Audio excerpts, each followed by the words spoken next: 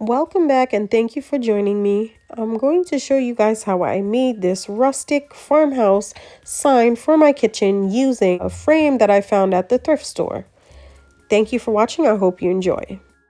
So I picked up this frame at my thrift store for $1, and I just took the backing of that frame and I painted it white with some white acrylic paint.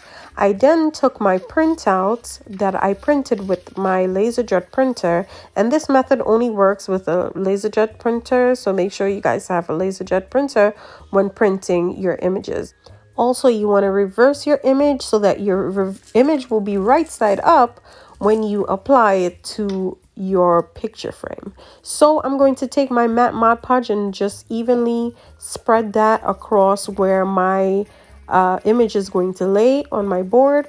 So I'm just going to put a nice even coat. You don't want to put too little because it won't transfer properly, and you don't want to put too much so that it will come through the paper and make holes when you're trying to flatten out your project.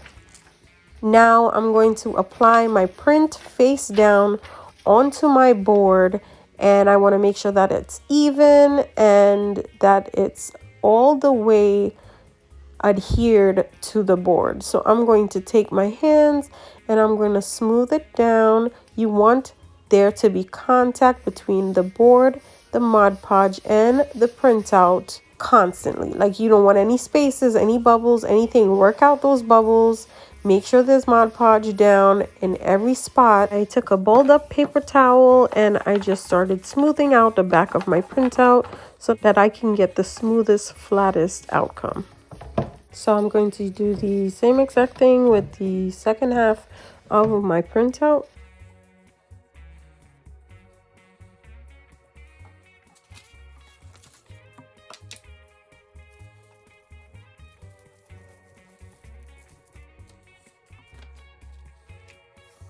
And if you missed and left some dry spots, you can definitely take some Mod Podge on your brush and just add some Mod Podge to those spots you missed.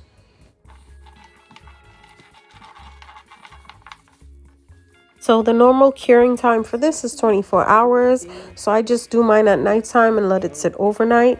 But I found that when you leave it a little bit longer, the adhesion becomes better and you get the full picture without it cracking or peeling off. So I left mine for overnight and then I left it till noon the next day. So my advice is to leave it a little bit longer than 24 hours.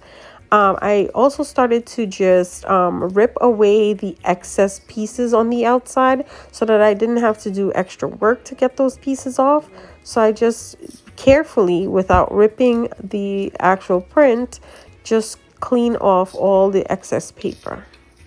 And now what I like to do is get a piece of paper towel. I was using this for painting or whatever, but I'm gonna get a little water in a container.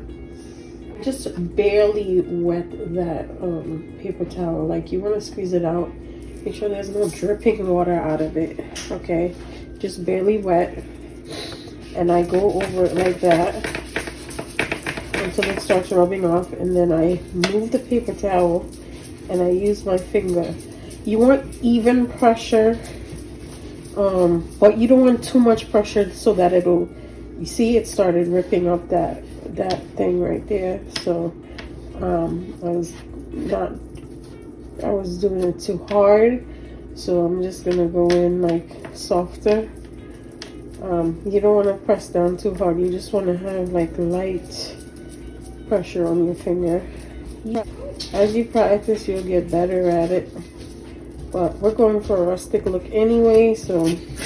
So a little trick that I want to tell you guys about this is that I learned later on, and I did lose some footage, so I'm sorry that you guys didn't see the whole process.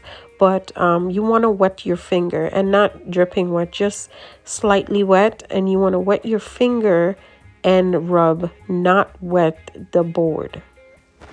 After I was finished, to seal it all in, I used my Varathane polyurethane water-based sealer and just went all over it with that.